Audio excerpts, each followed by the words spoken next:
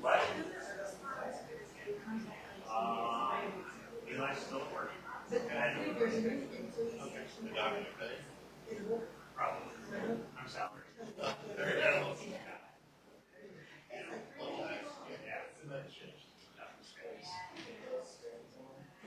Number of hours in home hasn't changed. My kids work in the summer. I have a snake. They don't know. Then basically, they need to set two extend of this also on the trees.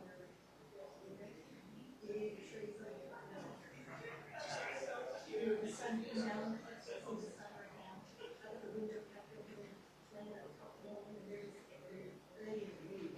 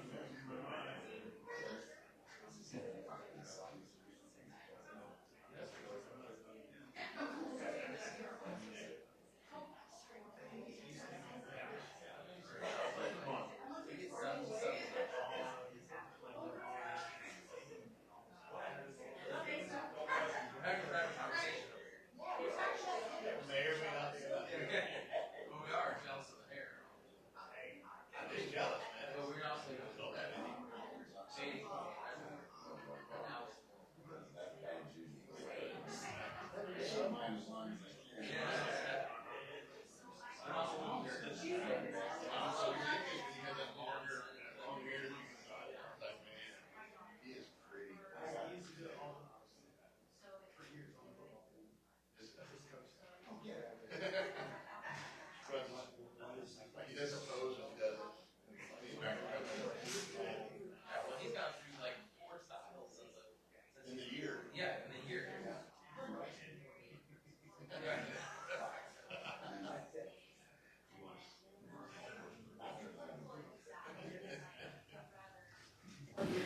Can you hear me, Mr. Mayor? I can hear you. Yeah, Okay. Can you hear me? Yes, I can hear you. All right. I have to get back on. Something went off. Oh, Yeah, I don't have the Zoom anymore, but are we live? I say I can hear you just fine, and I can see you too. Okay, that's interesting. Yeah. Yeah. Can you? Okay. That's weird. I don't know what to do about your side of the house. Okay, that's all right. Well, okay, let's call the meeting to order. Regular City Council meeting, August 11th, 6 p.m. Before we get started, please everybody remember to silence your cell phones. And then before we do the call to order, everyone will notice that Councilwoman Collins and Graham are not in attendance. They are both attending family functions, and so they are excused. So, Madam Clerk, would you call the roll, please? Mayor Cooper, I am here. Deputy Mayor Alcantara, Here. Councilmember Allen, Here. Councilmember Carrington, Here. and Councilmember Graham. Or no, Councilmember Mosher. Present. We have a quorum. Thank you. Madam Clerk, would you find someone to please lead us in the pledge? I already assigned John Prius that job. All right, thank you.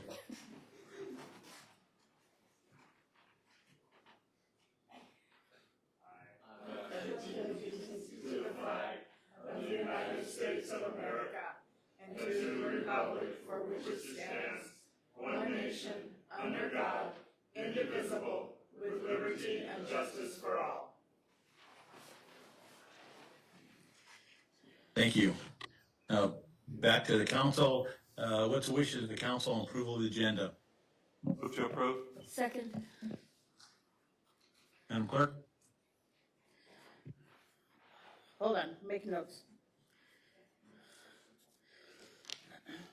Do we want to have any discussion on that? Well, what I will mention to everybody is that, that these items, particularly item number 2, all of those are for introduction only. And so the only reason if we wanted to pull any off would only be to discuss whether or not they should be here for introduction for public hearing. Okay. Deputy Mayor Alcantara, Yes. Councilmember Carrington, Yes. Councilmember Mosier, Yes. Councilmember Allen, Yes. and Mayor Cooper. Yes, It's approved. thank you. So moving on to communication and appearance request. Councilwoman Carrington, we have a proclamation for Ms. Patterson.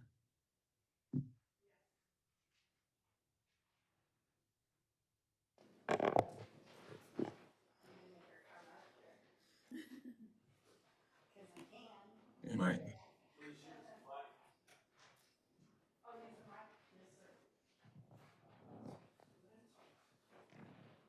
Testing. Whereas the City of Palmer is committed to recognizing the achievements and contributions of its outstanding employees, and whereas Joan Patterson began her career with the City of Palmer in 1981 and has dedicated 45 years to the faithful service to the city and to the Palmer community.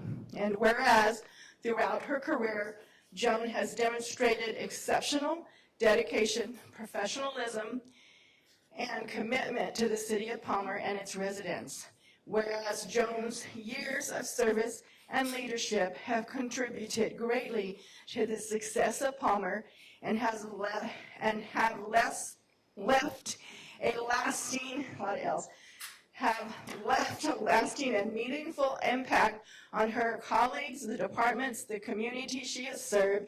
And whereas the City of Palmer extends its sincere appreciation and gratitude to Joan for 45 years of service and wishes her the very best in the next chapter of her life.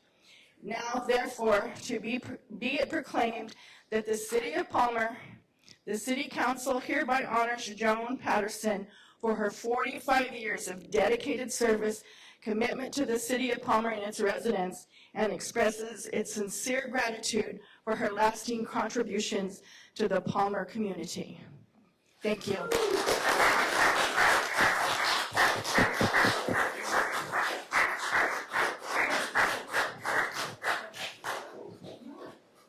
Okay, Madam Clerk, I'm not hearing anything else. You still have me? I do. I don't know why Okay. you can't hear us. Okay. Yeah, I can't hear anything else. And so we're on item number 2. I think There we go. Okay. Madam Manager, we have a proclamation for John Prevost.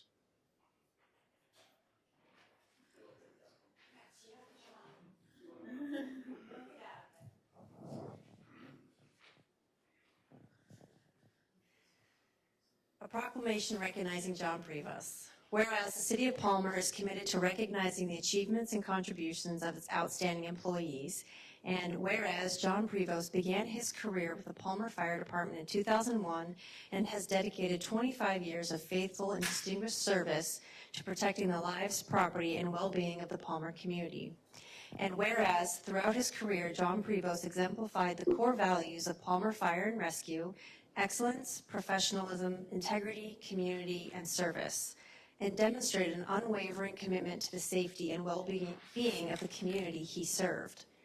And whereas the City of Palmer extends sincere gratitude to John Prevost for 25 years of dedicated service and leadership, and wishes him continued happiness and success in the years ahead.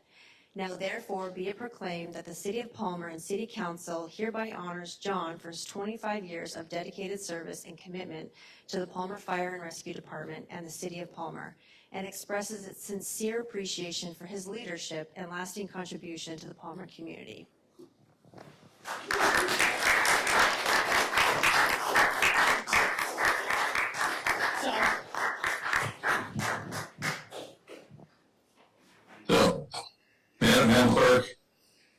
like to do is just take about a 5-minute break so everybody can congratulate those two individuals.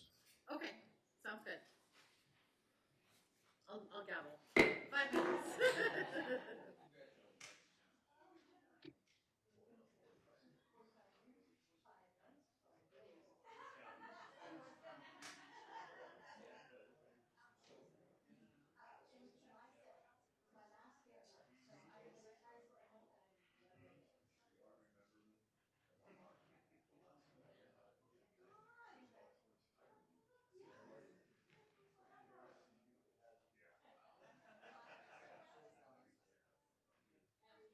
Look, yeah.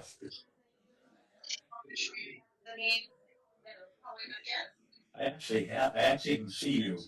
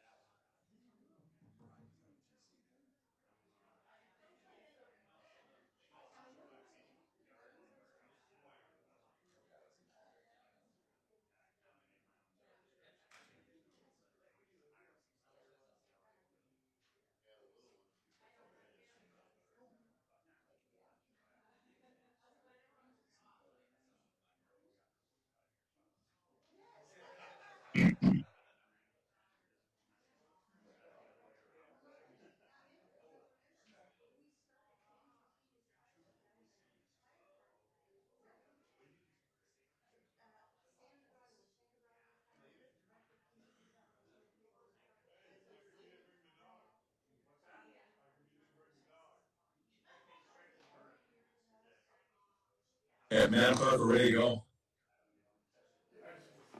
Go ahead, Mayor.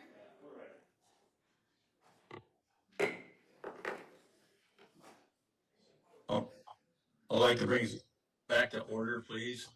And we're at City Manager's report. Thank you. First, I want to make the council aware that yesterday I waived the formal procurement requirements for an urgent purchase related to the golf course irrigation system. Given the time-sensitive nature of the situation and the potential impacts associated with delaying the procurement to the next city council meeting of August 25th, I approved the purchase pursuant to PMC 3.21.280 waiver of formal procurement.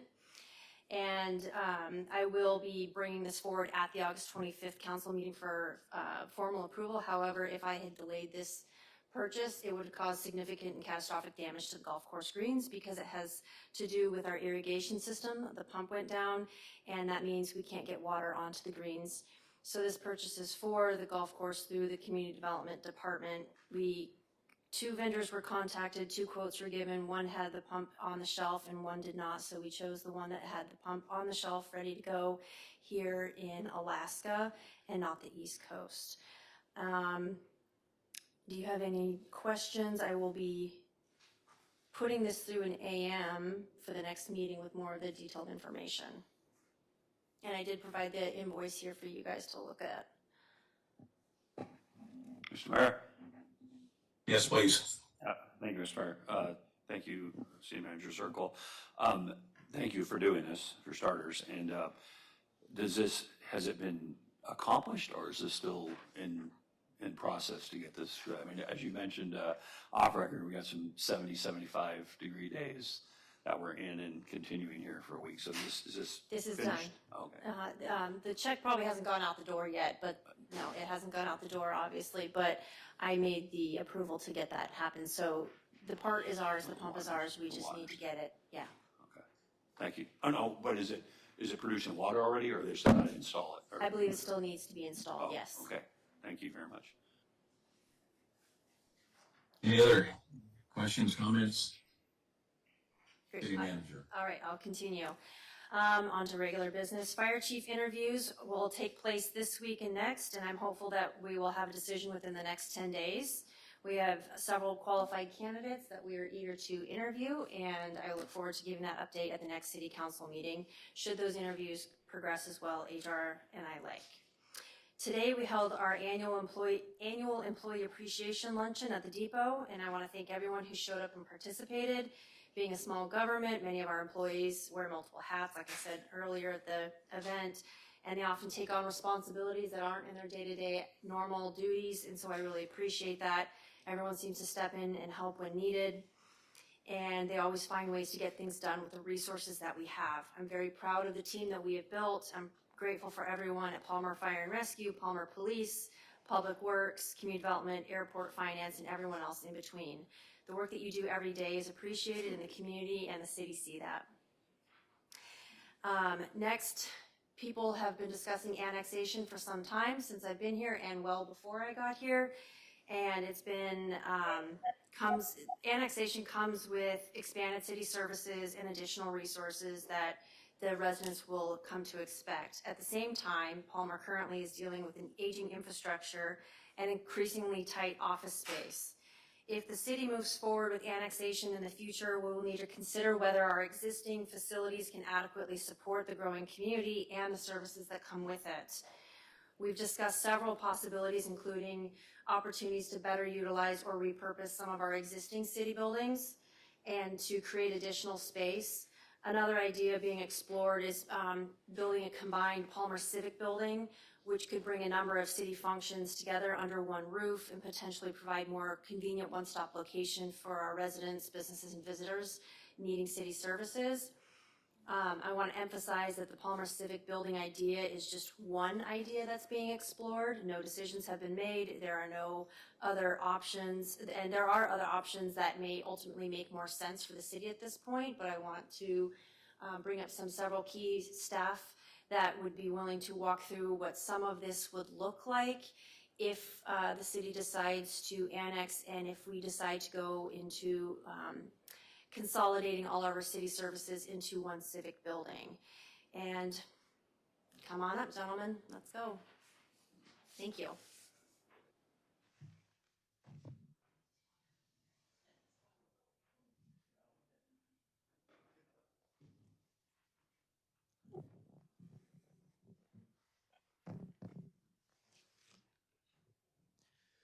Evening, Council. My name is Luke Zipsky. I'm the commander for the Palmer Police Department. I have been working on this project, this idea, since 2020 with Chief Shelton when he took over as the chief. At that time, that was one of his goals, was to create a new public safety building at the time, which was going to house the police department, the fire department, and the Alaska State Troopers. That has evolved into something what Manager Zirkle was just talking about, was a civic building. So let me walk you a little bit through what we've been doing for the last couple of years trying to make this happen. We came up with the idea of trying to create this building. We started looking in the city of Palmer for possible locations that we could do this, because that's what we have to find first. We have to find a place to put this building. It's going to be a very large building. So we investigated the area behind Peak Inn, the Gary Lundgren property. He wanted a lot of money per square foot, and he's in Panama, so it was a little hard to deal with him. We looked at the property, the Walmart property that is at Palma-Silva Highway and Irwin Loop. The upkeep for that property, since it's in such a hole, would be very expensive and hard to maintain. There's property across the street at the north side of the Brittany Estate subdivision. However, because of the design of that subdivision, there's a drainage that cuts right into the main spot of where the property would be. So we wouldn't be able to move that. We identified a piece of property that's across from Midas, up on the hill. It's the Kurtula property. They had about 40 acres there. They were willing to shave off about 10 acres for us. We applied for some grants for the land. We did not get awarded those grants. And then that was in 23. In 24, we kind of went through some city manager things here in the city. So a second attempt for a different grant was not pushed through at the time, which kind of put us back into square one and like kind of stuck in the mud. So from there, what we ended up doing is we were talking to the troopers. They're our partners in this, but they also have their needs as well. Like the building that they're currently in is not sufficient. They're spread out around 7 different locations throughout the Mat-Su borough. So they were also looking for a new home. They were hoping to get in with us, and when we got stuck back in square one, they had to keep looking. At a meeting on August 2nd of 2025, where they did a large public safety meeting, the troopers' leadership basically said they want to reduce their footprint in the Mat-Su borough because of the size of it. Their leadership feels that it should be more policed by the borough and the cities versus the troopers. They want to go in the outlying areas. But they started looking for their own building from there.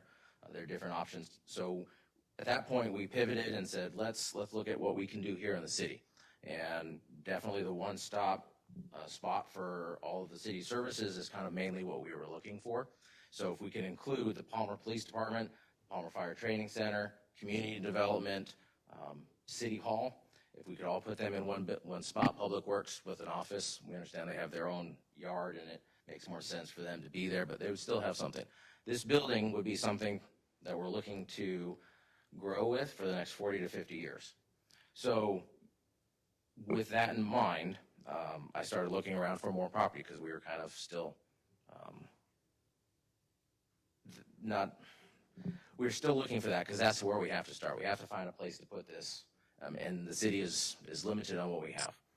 I did identify a piece of property, and I talked to them. Was not on the market, but I approached them and said, what do you think? Would you be willing to talk to us about this? And they said yes. We've had some discussions. They asked, nothing's been obviously set in stone, nothing's been done in writing, but we've had good conversations. They're willing to entertain the idea of selling to us. They wanted to remain confidential at this point because nothing's on paper. But I have identified a piece of property that would be suitable for our needs for this building. To talk about specifically the police department and why this is something that we need, our current building was built in 1983. So it is going on 43 years. And by the time, even if we started today, this new building wouldn't be built for 5 years, 4 to 5 years. So we're looking at almost a 50-year-old building that's housing public safety. We have 4,600 square feet of what we use in the building. An assessment study done in 2004 by Wolf Architecture said that we needed a 17,000 square foot building for our needs then. And that included a parking garage, but that was 22 years ago, and we've grown since then. Even if and when the troopers' lease runs up in June of 28, we have chosen not to renew that lease because the police department has its needs. We still need the space. It still wouldn't meet that 17,000 square feet recommendation 22 years ago. We have done everything we can to make the best use of the building, but we've run its course. The deferred maintenance is going to start catching up to us. Specifically for the police department, we were given a ballpark number of just the big things was about $500,000. And that's stuff that's been kicked down the road because it's hard to afford that kind of stuff, but eventually it's going to come to a head. We're talking boilers, AC units. The parking lot hasn't been resurfaced in I don't know how long. We need new sidewalks. So those are just a few things. Painting the building, that's going to be something we're going to talk about later towards the budget. I don't know if you saw our beautification post last year, but it needs some attention. So, and I'm trying to give you a 50,000 foot view.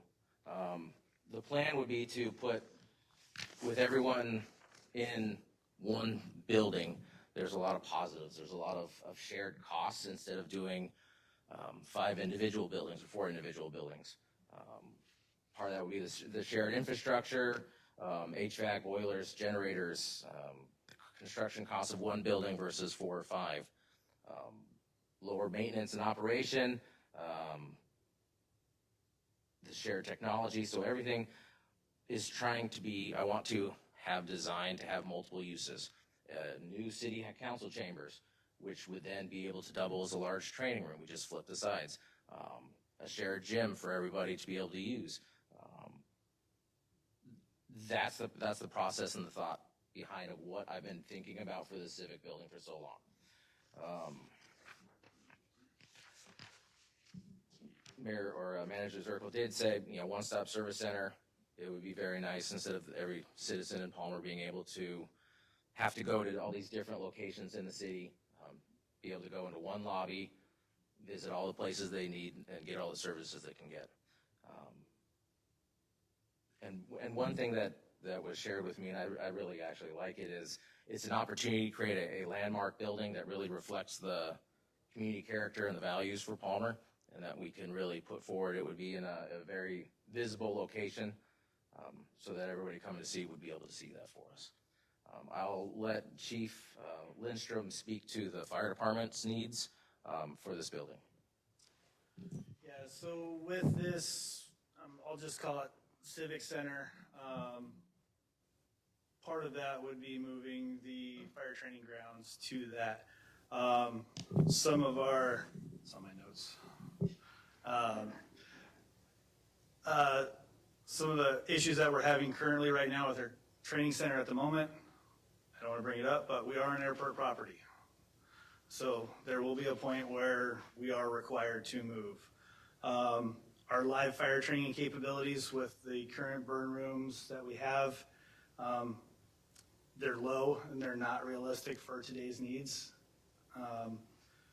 Our smokehouse needs to be remodeled. The 24 years I've been here, it has sustained now water damage. So we've got that coming down the room. Our classroom size in our training center is barely fitting a full night of responders for training. We've made some changes. It's going to work for now, but we're very quickly running out of room. We don't have, and I'm going to call it 3-6 or the training center, so I apologize if I bounce back and forth, because that area by the airport is a fire station as well as a training center and classrooms. So if I get that backwards, I apologize. But we do not have adequate dry, clean, or temperature-controlled areas to be able to keep training equipment or operational equipment. We're running out of room. And with that room, this, as far as the fire department goes, the city, we do not have a one-stop shop where we can get off of a call and actually completely rehab all of our equipment, our trucks, the hose, personnel's gear, any of that. We have to keep bouncing from a borough station to a city station to the training center to be able to get everything back in order. Our efficiency is degraded pretty immensely with that. So that's just some of the training center and 3-6 issues. Station 3-1, that's right behind you guys, was built in '78. We've got almost a 50-year-old station. If anybody hasn't noticed, fire trucks haven't gotten any smaller, and that building has not gotten any bigger. If you do get a chance to walk through when all the fire trucks are in there, it's tight. It's, I don't want to drop the safety word, but it's borderline at times a safety issue with responders coming in, getting around the trucks, getting to their gear. Currently 3-1. The future of Palmer in the next 5 to 8 years is probably going to have 24-hour shifts of some sort of full-time personnel. That Station 3-1 cannot accommodate that without extremely extensive remodeling, which, pardon my term, would maybe putting lipstick on a pig. It's an old building. So we have no kitchen capabilities. We have no dorms there. We have nowhere to keep the responders' gear from any of the carcinogen contaminants, the diesel exhaust from the trucks. Currently at 3-1, our decontamination room where we run the gear after these calls through is the same room that we are drying the gear in. We are filling air bottles in. We are decontaminating our air masks in. We are decontaminating our air packs in.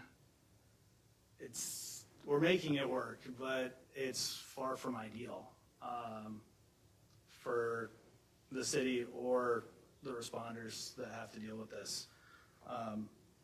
We've outgrown it, and we need to plan probably pretty quickly, or we're going to be even further behind the ball. So.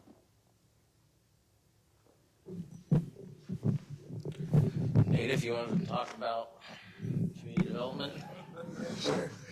I'm not, me and my staff are not nearly as important as these two to my right. More or less from the community development side of things and the long-term planning, as you've heard, is most of the facilities that the city has are aged out. It's just what happens. Operationally, they're not meeting capacity, efficiency, or the coordination side of things. And so the Civic Center is the ability to be able to do that. As for community development, those who have visited us, we house not only planning and zoning, but the building inspector as well as myself. And then on the other half of the building is the admin for fire and the chief's office as well. And so we don't have a conference room. So when I sit with builders or anybody coming in for variances or anything like that, we're all corralling into either my office or Kaylee's office.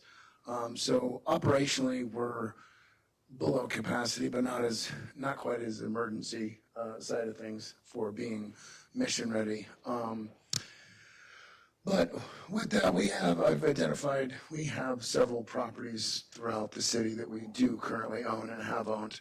Operationally, they're not large enough, right? So just fire training center and community development off of Cope Industrial is 5.58 acres.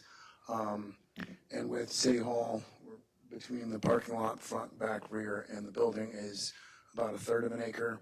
And then PBD shares their facility. So if both DEC troopers and PBD take up about 2 acres.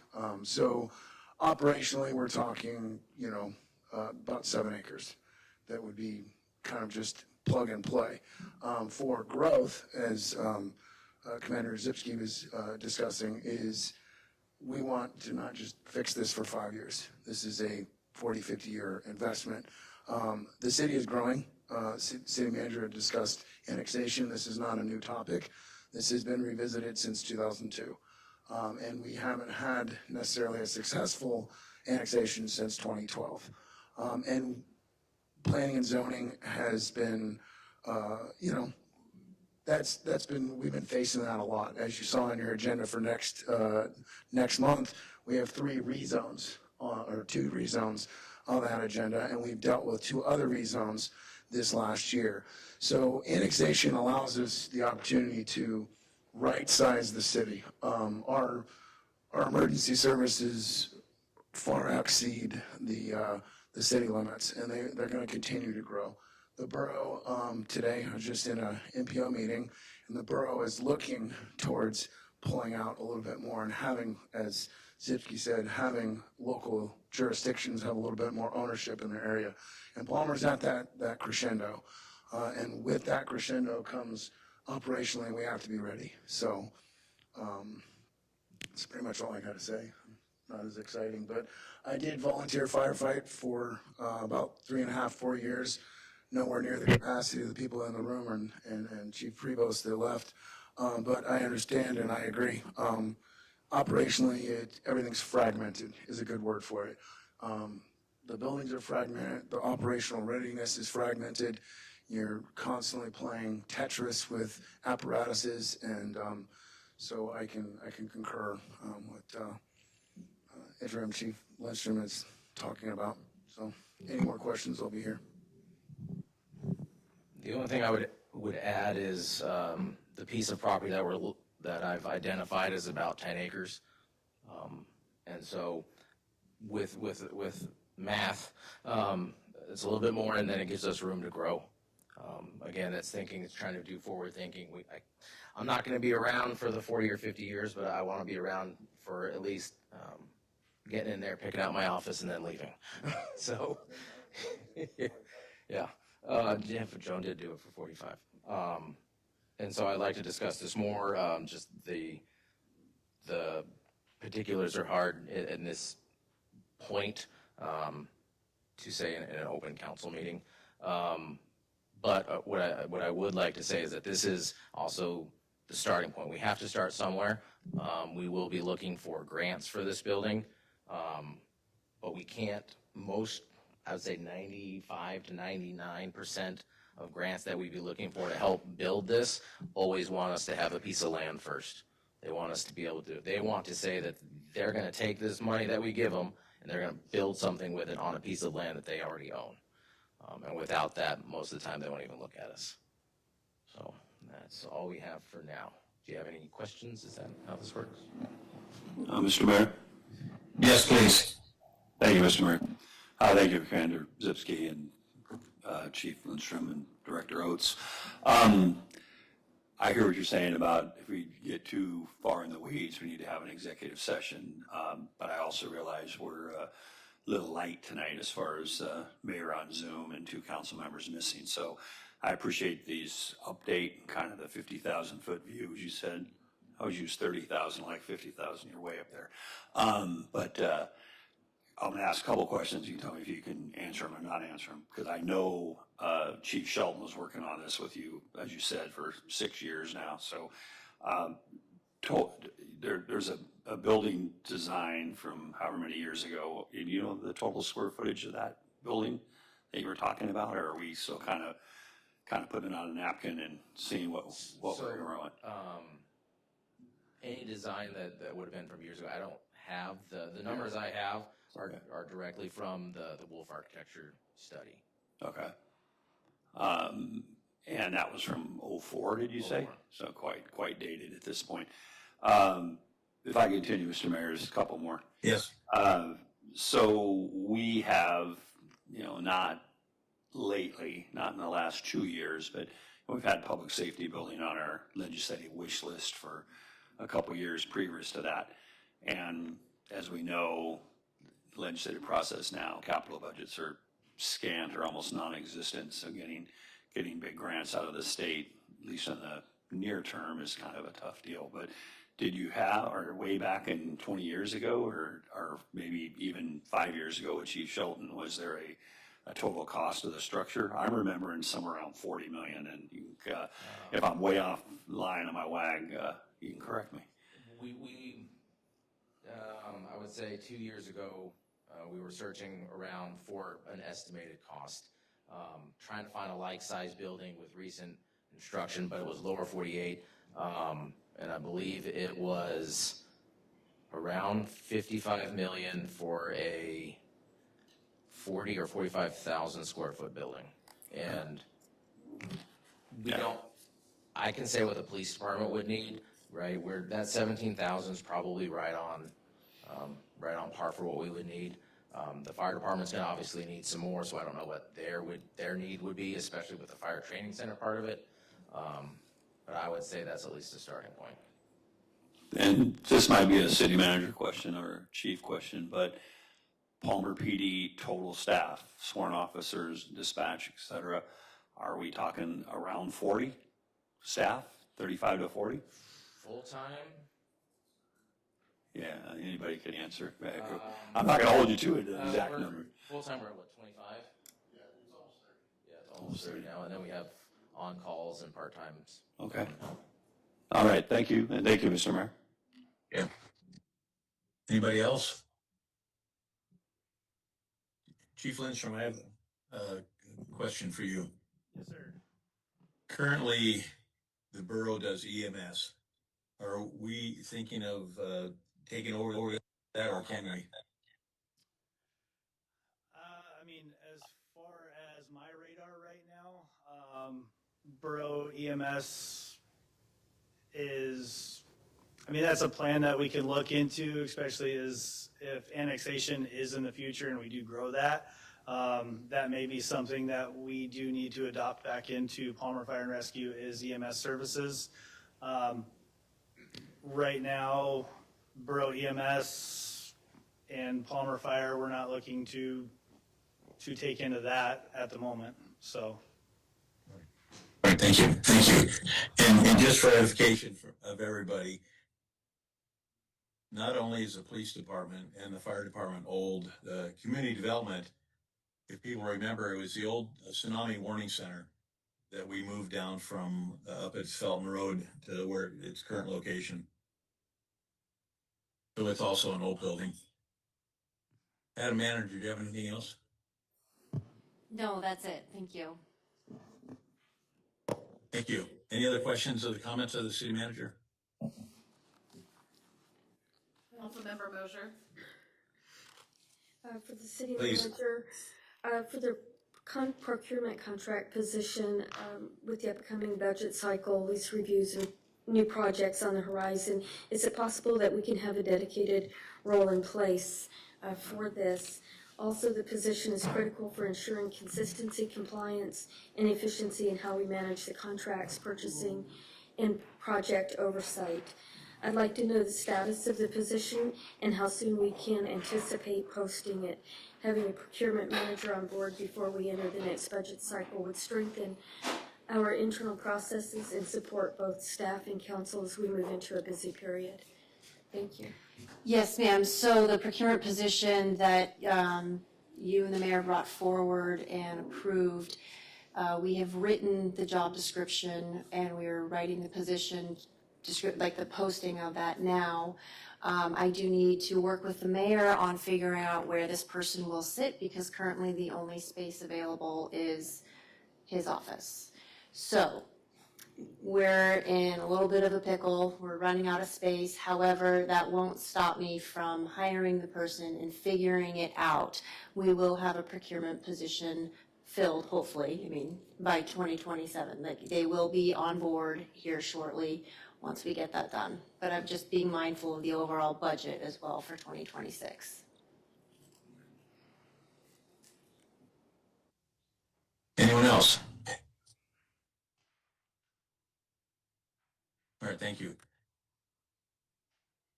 So my report, a week or so ago, I attended Chief Boatwright's celebration of life. And it was a good event. We had all subsequent police chiefs since Chief Boatwright, they were there. They had a fire truck. And we also had a number of fire personnel that were there as well. And it was I don't want to say a happy celebration, but it was good to get everybody back together again and show respect for Chief Boatwright. There's a special meeting of the policy board for the municipal planning organization this Tuesday, and we're discussing what the borough wants to do with their projects. As you know, and I've mentioned before, we had a session where we scored all these projects. Both the technical committee and the policy committee agreed on that, and all the projects were ranked. And now what the borough is looking to do is moving their projects that were not scored very high up to the top of the list. And what that does is display some of our projects. And so we're going to have a special meeting to discuss that next Tuesday. The chamber is going to have a Coffee and Connections meeting on the 20th. And Palmer Community Foundation meeting is the 24th. And I know this is a little bit out there, but on the 28th of August, we're having, I believe, 10 members from Soroma to come over and just view the city. The previous mayor, Mayor Horry, wants to come one last time. He's 88 years old and he would like to see the city again. So, and I'll give more information at our next meeting, and hopefully people will be able to show up for that. So that's all I have. Any questions? Mr. Mayor, Yes. so I want to speak briefly about our advisory boards and commissions. These groups do a tremendous amount of heavy lifting for the council. Much of that work comes before us, especially during regular meetings. They have already been reviewed, discussed, and shaped by these volunteer members. Their role is important, and it is essential that the people serving on these boards and commissions take their responsibilities seriously. With that in mind, I'd like to ask Mayor if we can begin actively advertising for all advisory boards and commissions that we currently have vacant seats. It seems clear that we have many residents who are interested in participating and learning how the city operates. A consistent, ongoing advertisement until all seats are filled would help us bring in people who want to serve our great town of Palmer, Alaska. Filling these seats strengthens our processes, supports the council, and keeps our community engaged. I'd also like the city manager to be more involved with the Board of Economic Development and working with the downtown business community. This board is currently not active, and we have not heard from them. Thank you. Thank you for that. I think that currently we have one vacancy on Parks and Rec. And I'd have to defer to the clerk to see whether or not the other committee has been posted. I sent the ad out to the Sentinel for the Golf Course Advisory Committee earlier today, so it should be advertised in the Sentinel any moment now, and we'll get it up on Facebook tomorrow morning. And the only vacancy on Parks is the only one I'm aware of as well. Thank you. Any other questions? Are there vacancies on the Board of Economic Development? I believe it's full. Yeah. Yeah, I was gonna say they just met 2 weeks ago. Will those meetings be recorded in the future? If they're recorded, which I believe the last bit wasn't recorded because Chambers was torn apart for the remodel, but if they are recorded, they're also posted onto the website.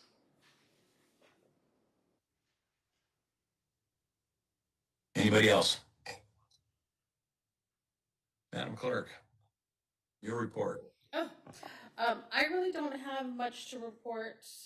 As everybody knows, we have an election coming up in October 6th. The candidate period has closed. The final list for candidates is on the website. We begin early voting on September 21st. If anybody has any questions for me, I encourage them to reach out. I do need some direction from the council regarding our community grants account. It has been exhausted. I have $195 left in it, and I have 2 pending community grant applications. So my question from council is, do we want to just close community council grants at this point because we've exhausted our funds, or do we want to add some more money to our account? And ma'am, can you explain what that's used for? Community grants are generally, I just had an application because I read the criteria again before I came. Application organization was, the goal and objective of the city community grants are: goal, to provide modest levels of support and assistance to help foster and develop community programs, services, projects, and events to enhance Palmer's quality of life, and objective, to treat all organizations fairly and consistency while creating a minimal administrative process. So for those who are curious, in the past, we have given grants to like the Rodders for their auto show. We've given grants out to the Chamber to assist with Friday Flings and Colony Christmas. We've given grants to the local organization that does all the free books. We've given grants in the past to the organization that provides free lunches, so that is kind of where our grants have gone. And a number of dollars to the Avalanche group. Yes. Yeah. Mr. Mayor? Yes, please. Yeah, thank you, Mr. Mayor. Madam Clerk, we had $195 left over. I thought we steered that little bit of extra money to the Avalanche Rescue Center. I thought we increased that one from 1,500 to like, I'm going off memory here, not off in here written down. We did like But I thought we did the $195 that was left over. I might need to fix this. So, yeah, so there could be zero. So $100. speaking of zero with two applicants, I mean, I would personally, I wouldn't be opposed if there's two applicants trying to get $1,500 micro grants, mini grants, whatever we're calling them, of trying to find a way to find the $3,000 potentially if they're scoring high enough for the people that have applied, and then just letting the new, I think it's usually an annual budget of around $12,000. We could start that again in January. So I don't know however the mayor and others want to handle it, but if there was two applicants in the hopper, you know, for mini grants of $1,500, I could certainly support adding $3,000 to get us till, you know, the end of the fiscal year. Okay. Just my thought, but thank you. Thank you, Mr. Mayor. Mr. Yeah, Mayor? and Deputy Mayor, I concur with you on the amount of money that we gave to the Avalanche. That I remember you saying that, you know, instead of going 1,500, we depleted the account. I think so. Yeah, we did. Mr. Mayor? Yes, please. I would like, before we move forward with this, I would like to know what is in our contingency plans, if we have money available. If maybe Gina can talk to that. I believe I have money to move around within my own budget for that, or within your guys' budgets for that. I don't have my budget in front of me, but you guys have quite a bit in your discretionary funds. I believe we could move money from there. But I can certainly ask Gina to come forward as to where we could get $30,000 for the grant money. Right, I didn't bring my budget book in here with me.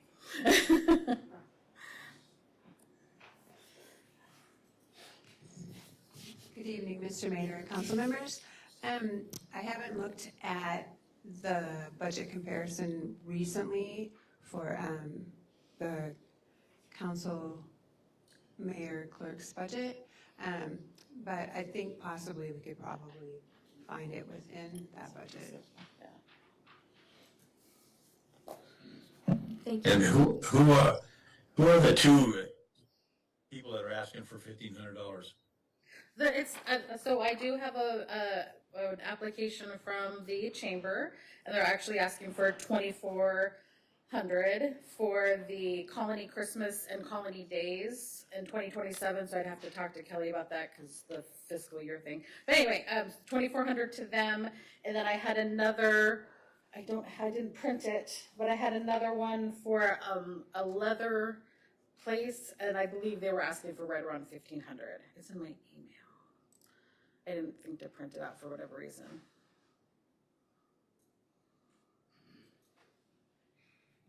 I don't have a problem with if we can find the money, we can move it. So, you know, without objection, I'd like to just direct the city clerk to go ahead and do that. Any objections? Thank you. Seeing none, I'll move $3,000 over. Thank you. And I have to apologize for my halting speech because I'm getting two feedbacks here when I speak. So I apologize for that. Madam Clerk, do you have anything else? I do not. All right, thank you. Any other questions of the clerk? Sorry, Mr. Mayor. One last question. Yeah, please.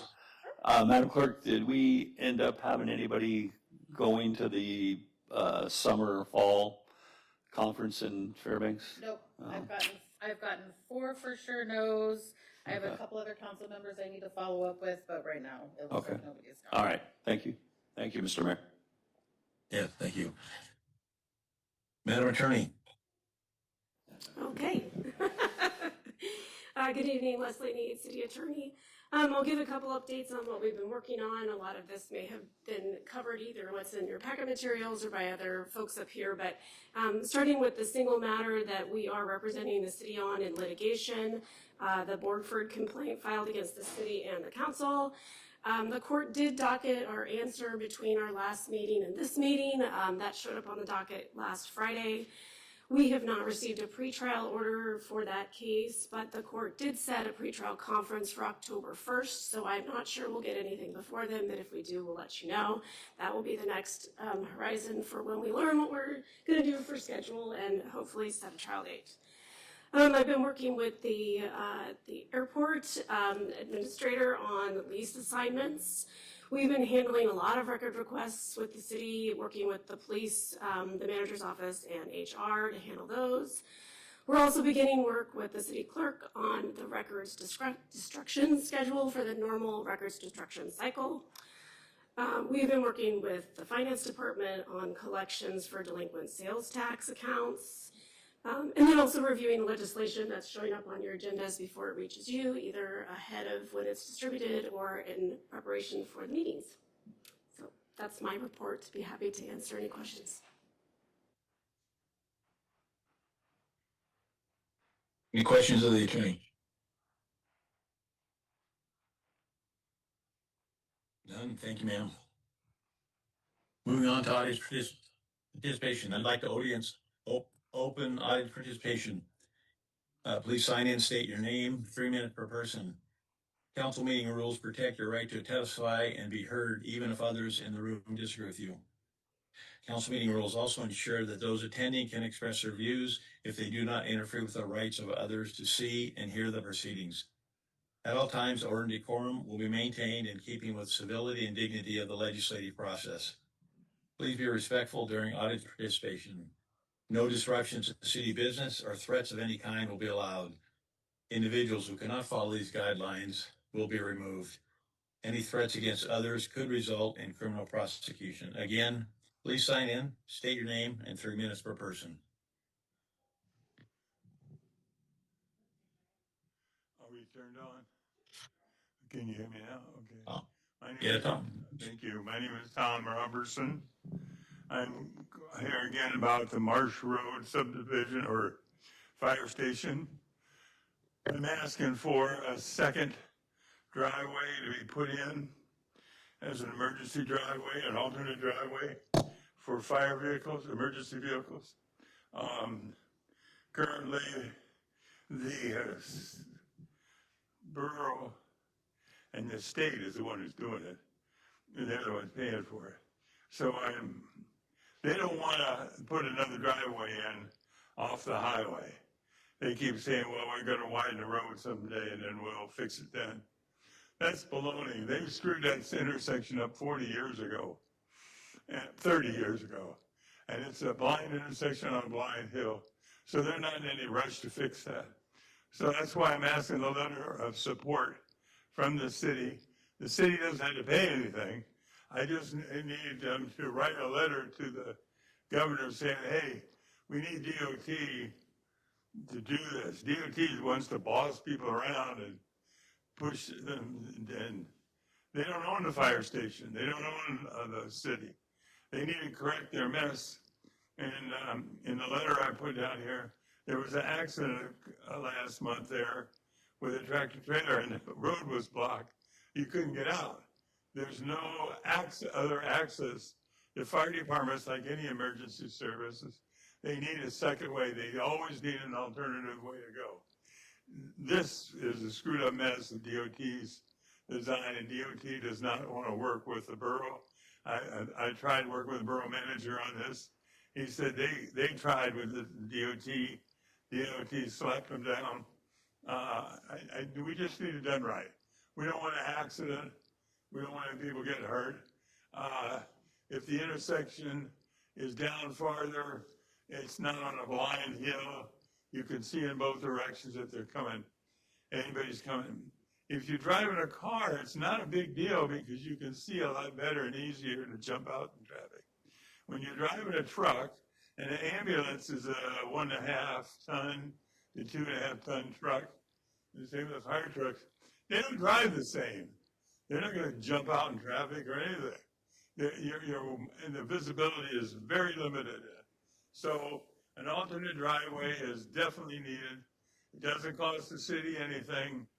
I just need a letter of support to get this done and make it happen. If anybody have any questions about this? Everybody know where I'm talking about? Okay, on the top of the hill. Again, if you're driving a car, it doesn't seem like it's a big issue. But when you're driving a truck, it is. Thank you.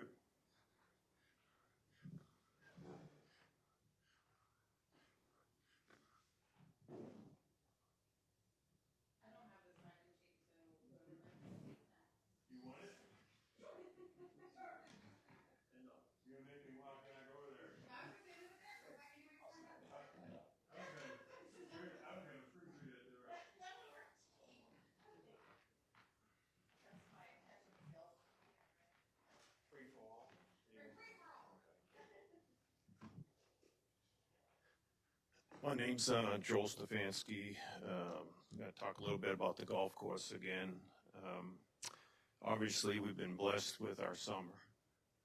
And we had a wonderful chamber golf tournament there on the 31st of August. It was a wonderful sight. I happened to run into the mayor in the front of the building there, and I talked to the mayor. I said, "See that parking lot? That's the way it used to be every single week when the past contractor was running the golf course. Every single weekend, the golf course was filled like that day." I miss those days, folks. A lot of your financial problems could be solved right now with the money coming from that, what we had at that point. And yes, there was a Kiwanis Club, which I sponsored one of the holes I do every year. So I know of 2 tournaments there, but what a wonderful thing, MEA. I was honored to represent Palmer Bar with Wes, my wife, and JD, the past green superintendent. We had a wonderful time. I think we were the only truthful team out there because I know we kicked ass. Everything else was sandbagging. And I don't know how someone shot a 48, but it was a wonderful thing, and it brought back a lot of great memories, the way that course is. And I highly recommend, if you guys need a boost for your campaign, I'll pay for you to get on a cart. I want you guys to go out there and see right around that course. Kobe, I'd love to see you out there on a beautiful day. See what we have in this community. It is a treasure. I was out there doing some volunteer work last week, and I talked to the guy on the mower, and he's retired like most of the people, like Mark behind me, and he says, "Man, I look forward to coming out here every morning. It's the most peaceful place." And the one question I have for you, council, and I hope you ask the question, where are we financially compared to last year at this time to now? I want that question asked by some of you. Ask the mayor, ask the manager where we are financially. I'd really like to know. But enjoy the time, get out there on the course. If you don't play golf, go ride around that course. It is just beautiful out there right now. Thank you very much.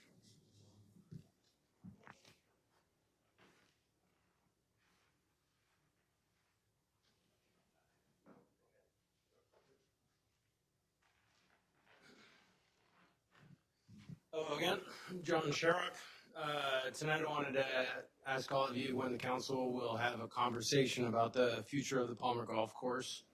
During the special council session, I think it was in July, but it could have been in June, the one you guys had on a Saturday, a lot of you are in support of putting the golf course out for an RFP.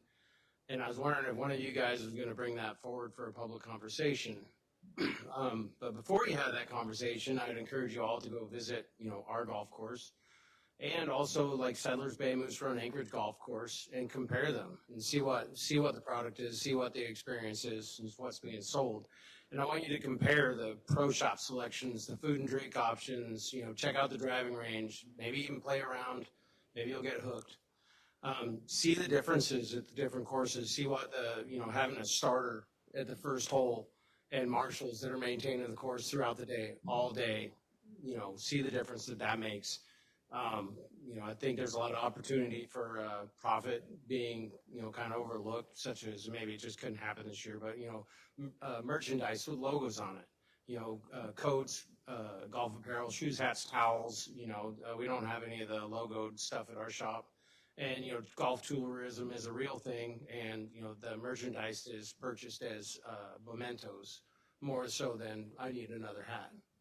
And, you know, I'd also say like food and drink is a little bit more limited at our shop than others, you know, and, you know, so people go elsewhere for meals or snacks after the fact. But I think that a real conversation should be had, you know, just so that that opportunity for profit is not looked. Today is August 11th. The irrigation system is probably going to need to be blown out and put away by the end of September, so roughly about 50 days ago. And I'm going out on a limb and speculating that the city will be shutting down the golf course this season and beginning preparations for next season. But the questions that need asked and answered are, you know, will the liquor license be correctly applied for this year? Who will be selecting, ordering equipment and apparel? Who will be maintaining the grounds? Who will be arranging tournaments? Who will be advertising to get customers back? And who will be managing the online TSNAP program? Because it frequently shows no capacity at the golf course when it's wide open. And I don't know why that is. I was also curious when the golf course advisory panel would be selected or advertised for, and I heard about that earlier. Again, I truly think that if the golfers had a voice, you know, the course could return to a more prosperous state. And I want to say also that, you know, golf is more than just good course conditions, because we have good course conditions. The guy behind me is making sure of that.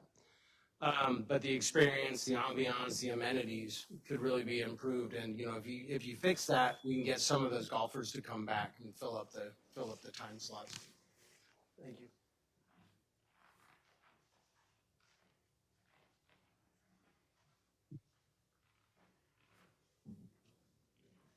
Wesley Arts, Palmer Bar. One of the things that keeps on kind of going through my head is we have the police department and the fire department. They're thinking about what they need now, but they're also thinking ahead. We do need an area where those guys can all have a modern facility, because our responsibility as a community is growing. So we need to look at annexation just for the money aspect. I was also thinking where some of their facilities are right now, can you, as a city, go in and maybe, none of us really want a bigger airport than it is now, where the facilities are now. Can the city buy some of that land to put in a new facility for them? Where their training area is now, and to keep the airport from growing. Just some of the stuff that is kind of going through my head. But yeah, the city has responsibilities to the outlying community more than Palmer itself, with law enforcement and fire issues. So we need to look at annexing. We need more people. You need more people to help even govern the community, because you're lacking people on the boards or having issues with the boards. So you have to expand.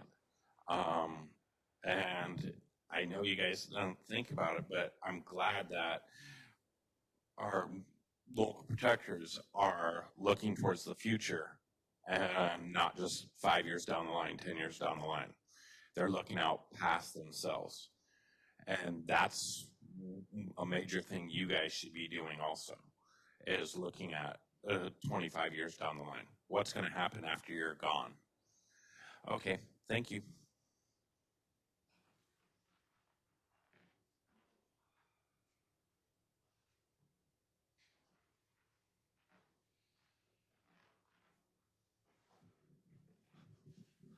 Thank you, Mr. Mayor, wherever you are.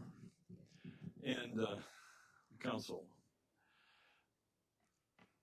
I'll ask you a question. I know this will be rhetorical because you cannot answer, but where were you in 1981? Joan Patterson came to work for the city in 1981. I'd already actually been on the ambulance service for a while, so I appreciated her being here because the guy who was chief needed a good person like Joan, and she provided incredible support. John Prevost has been with the city in a professional way for 25 years. I wanted to speak a little bit to both of them because they were both long-time public servants, and they both were extraordinary in what they did.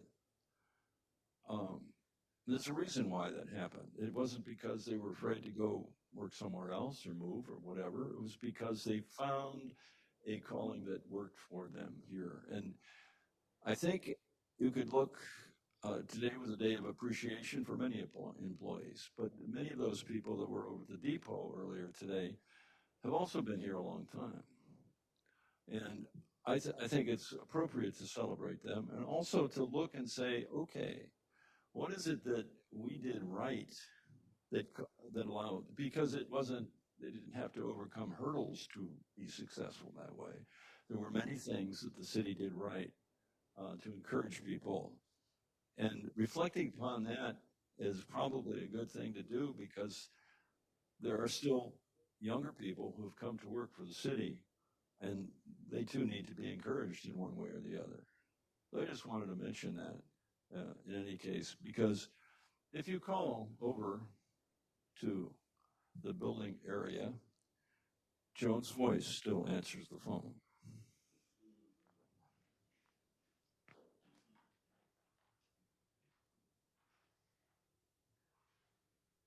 Madam Clerk, anyone else?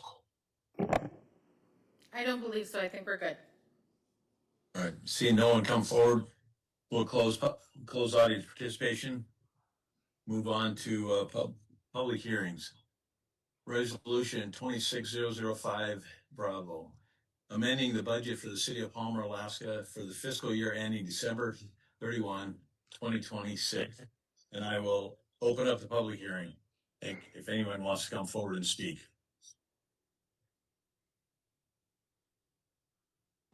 I'm not seeing anyone, Mayor. All right, seeing no one, we'll close the public hearing and bring you back to the council.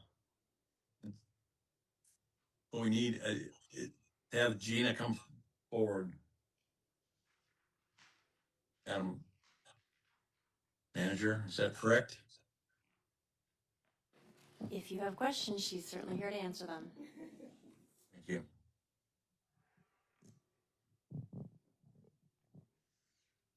Good evening, Mr. Mayor, council members. What you have before you is the amended budget for the 2026 calendar year. Primarily, it's a lot of cleanup stuff, mid-year. There's a lot of stuff there, budgeting for the golf course. Since when the golf course budget was approved back in November 4th of 2025, the city wasn't going to be operating it, and now it is. And so there's additional line items that needed to be budgeted for in the golf course fund, Fund 15.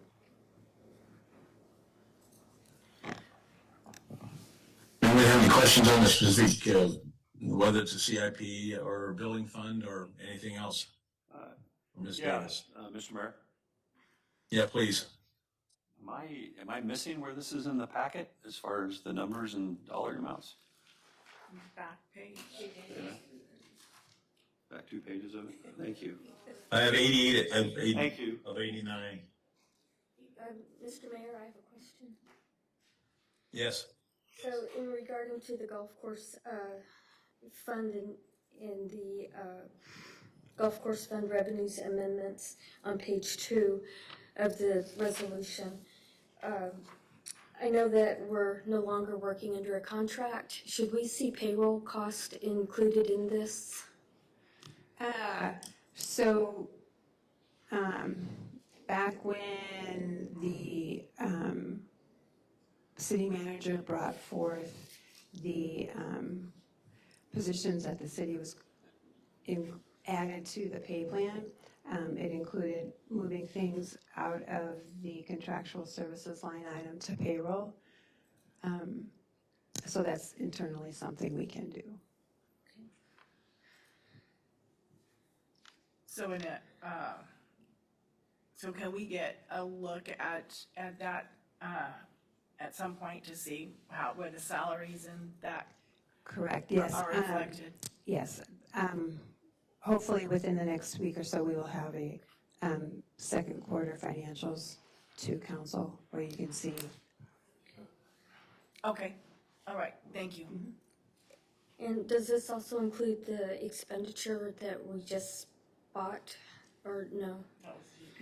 Yeah, so these are budgeted line items, so it doesn't, it's not actual expenses. Okay.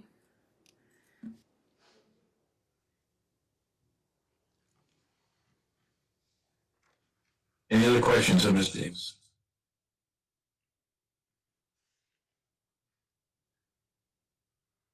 Hearing none. Well, thank you, ma'am.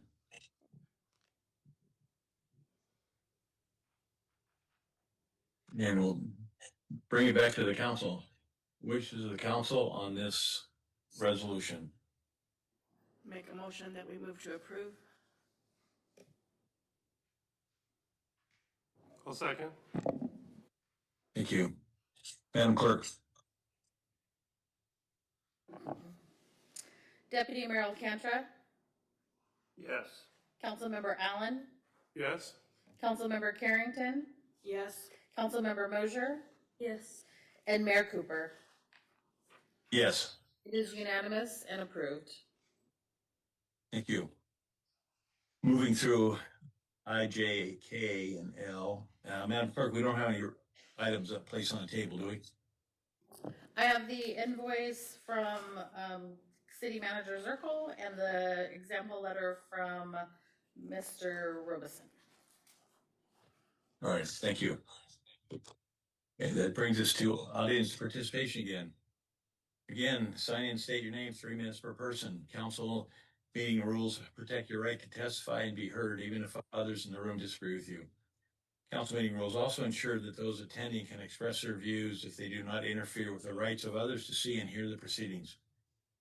At all times, order and decorum will be maintained in keeping with civility and dignity of the legislative process.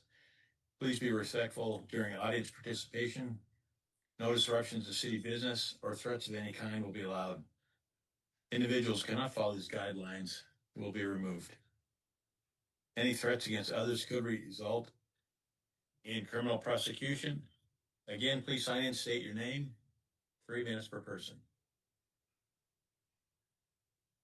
Opening up audience participation.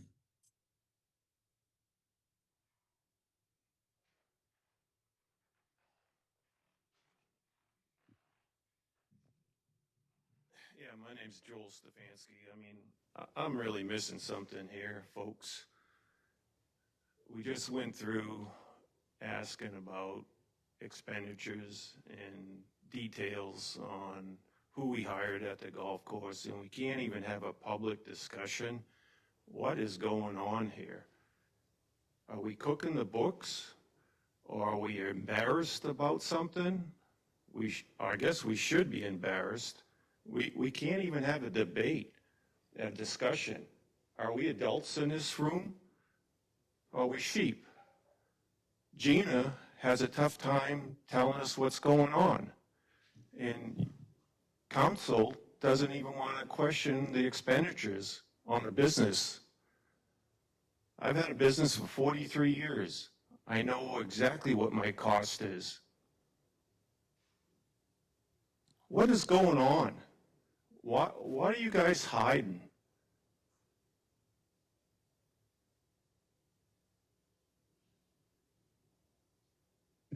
Why can't you tell the truth? You council members are representing the community, and yet you go back and forth. Oh, the community, we gotta get a 1% sales tax because everyone outside the city uses our facilities. You use it both ways all the time. Well, I'm Greater Palmer area, and I'm really concerned the direction this council, where it goes, and what you guys are being labeled as. Be transparent and be flowing with the numbers, or else it's not going to look good for you folks. It's like going to a grade school, coming here and watching the deception. Should all be embarrassed. I can't believe you guys even represent the Palmer people. Thank you.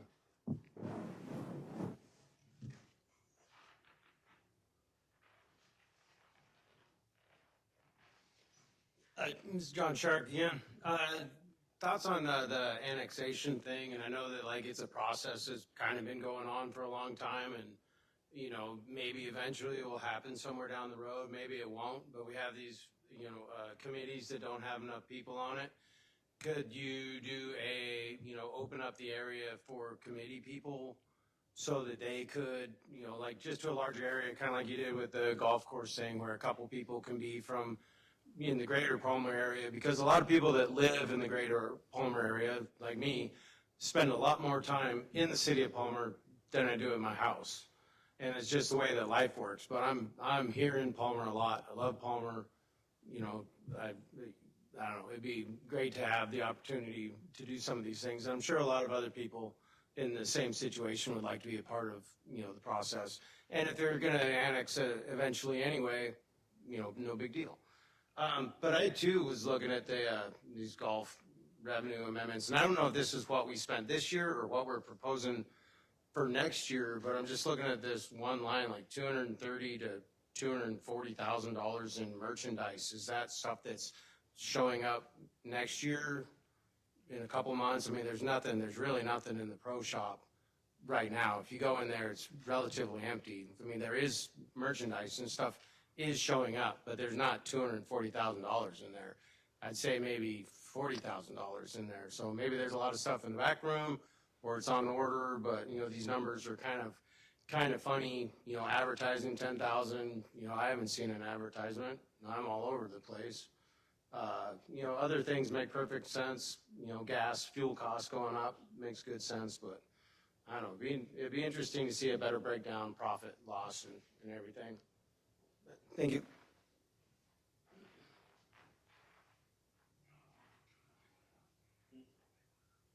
Anyone else for public participation? Seeing no one, will close up participation and bring it back to the council. Moving on to council member comments. Council member Allen. I'm glad we're having improved weather here in August compared to July. It's always good to remember that correlation does not equal causation, and that July was the wettest July in the history of the record of Palmer. So that probably had a little something to do with the attendance. Thanks. Thank you. Councilwoman Mosier. Thank you, Mr. Mayor. So I'm going to take a moment to recognize Joan Patterson. Joan once told me that she was the longest serving employee in the city of Palmer, and she was incredibly proud of that. And that was when I became on the Planning and Zoning Commission when Brad Hansen was still there. Walking in and seeing Joan, first thing when you walk in, she always had a smile on her face. She was very wonderful to work with.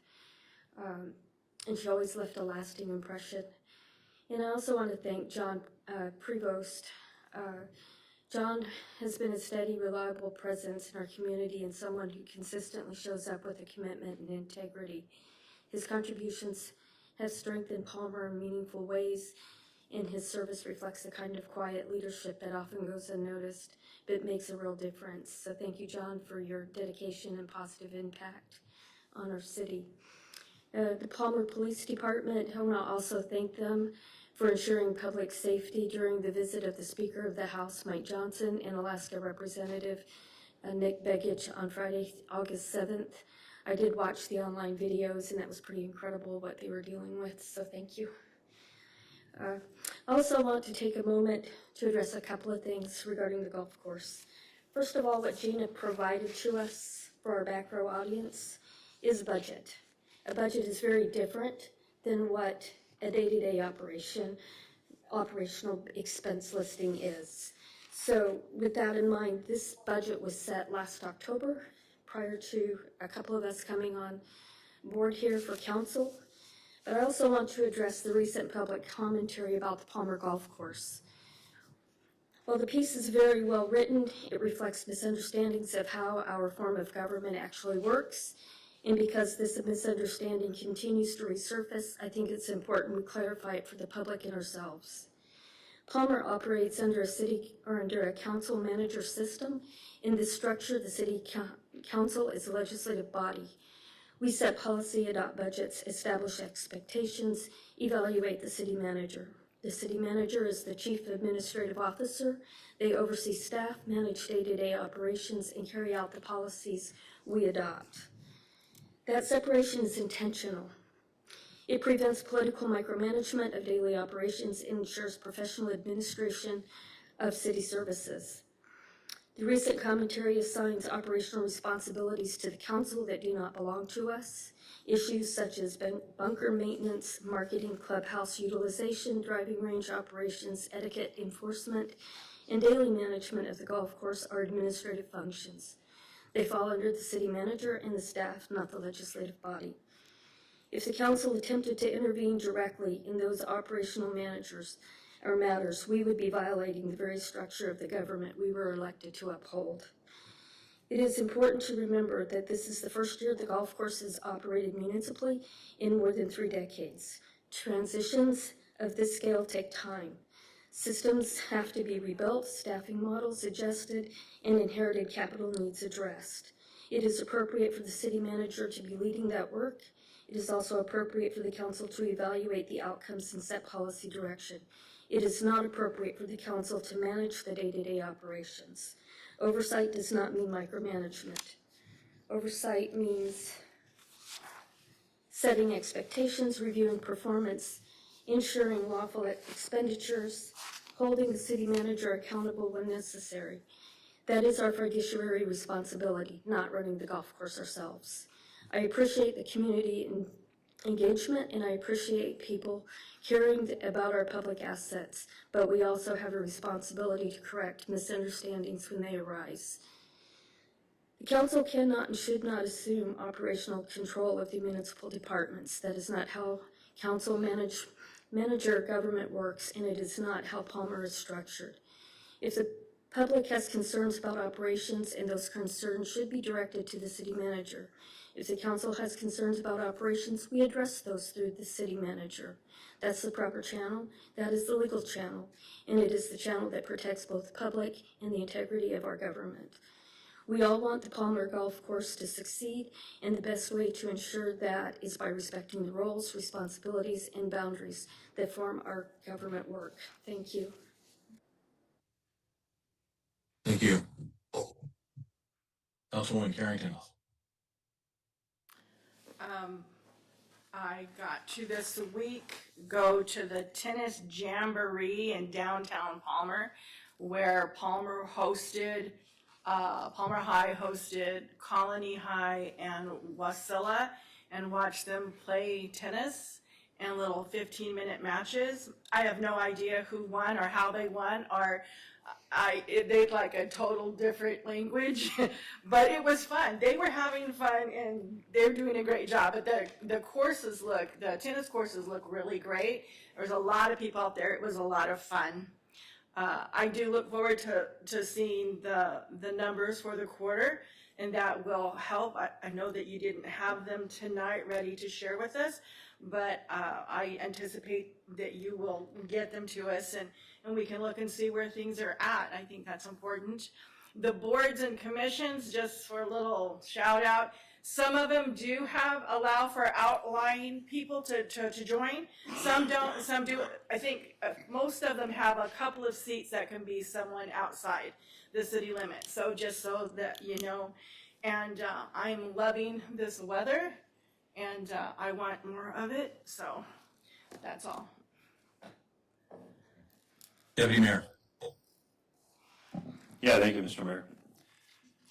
45 years, 5 months, and 12 days ago, Joan Patterson came to work for the city of Palmer. To show how long ago that was, I was a junior in high school, so that was a long, long time ago. I want to thank her especially for her incredibly long tenure. I mean, that's I can think of people I've known in life, and I think only Mrs. Russell and her tenure at the Mat-Su-Borough School District might have had a longer career with one employer. That's impressive. I liked what Mr. Molesky said, and I wanted to point out, as he did, I'm wishing Mr. Roberson was still here, but it's pointed out fairly often by Mayor Cooper and others that testifying and audience participation is sort of a one-way street. You guys come tell us what you want to tell us. It's not the same as the legislative process in Juneau where they can ask you questions if they want to. We don't ask questions no matter how many times people say, hey, do you have any questions? Doesn't anybody want to ask me a question? It's just not the way this operates here. So thank you, John Prevost, for your incredible tenure of service as well. I mean, not poo-pooing away 25 years of service. It's amazing and a fantastic accomplishment. Regarding the golf course, and I appreciate the statements of Councilmember Moser, but we got a great song by Boston about don't look back, but we're going to have to look back and compare years. I think it's completely unfair to compare this year with 2025. This year we had all kinds of hiccups to get us where we are now. 2025, we had a record year, unbelievable golf that began March 30th, if I recall, out golfing with my son, and ended the first week of November. That was amazing. But comparing this year to having a 5-year look back where you compare it to 24, 23, 22 will certainly be more just and more fair. And I look forward to that. And I hope that we can, Mr. Mayor and others, have a golf course on the agenda type discussion so people don't feel like it's been a waste of their 8, 9, 10, 12 months to come and testify. I mean, there's a lot of issues that need to be resolved. And hopefully, whether we put it out to bid again or whether we try to improve the city performance, no matter what the council decides with a majority vote, I think everybody would like to see Palmer Golf Course succeed for 2027 and beyond. So I look forward to that. But we do have to realize that, and we talked about it before all these things happen. We're going to lose a lot of money on this endeavor compared to what we made when George Cullum and Eagle Golf Course Management was running the golf course. There's no way around that. It doesn't mean that's going to be the case 2027, 2028 and beyond. It just depends on how things can happen or what kind of contract we get if we do put it out for an RFP. So appreciate and listen to everybody who emails, texts, and especially comes here and spends their Tuesday evenings testifying. Don't think that it just completely falls on deaf ears. I mean, people are listening, and people do care about our golf course and do care about Palmer. And it's I drive by there fairly often, Mr. Mayor, because I work a mile from the golf course and I live 2.5 miles from the golf course, so it's easy to take that nice little Springer cruise around and see what's up. And yeah, it's not heartwarming compared to how it used to be when things were packed and the golf course was in better shape. But some of those things, water issues, the incredibly bad spring that we had, some of those issues were just unfortunately luck of the draw that kind of put us way behind the 8 ball. And I look forward to maybe we'll have an incredible August, September, October run at Palmer Golf Course, and we can rebound a little bit before before the snow flies. So I hate talking about snow when it's 70 degrees out, but had to do it. Thank you, Mr. Mayor, for everything, and I hope everybody has a good couple of weeks. See you back on the 25th. All right, thank you, Deputy Mayor. The only thing I was gonna say was that, our numbers guy beat me to the 45 years, 5 months, 12 days. And, yeah, that's quite an accomplishment. And John was just a cadet when I was mayor last time. So, that's also an accomplishment, and we also have a lot of number of other employees that have a lot of time spent in. But with that, I have nothing else, and we will adjourn at 7:32. Wow. Did you get what time? Okay, I'm gonna go ahead and exit the Zoom, Mr. Mayor.